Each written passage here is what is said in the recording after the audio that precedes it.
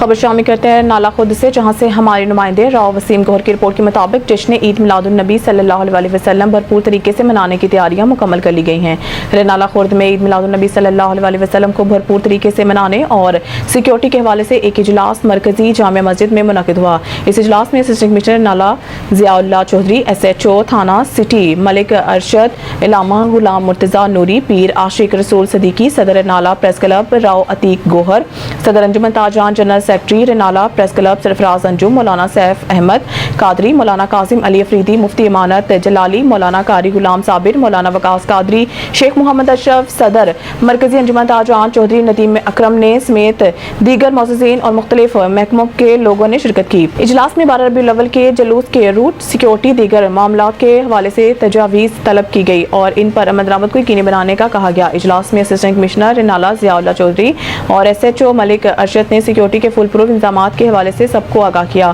اور بتایا کہ وہ خود بھی جلوس کے شانہ بشانہ ہوں گے۔ اجلاس کے اختتام پر دعائے خیر کی گئی۔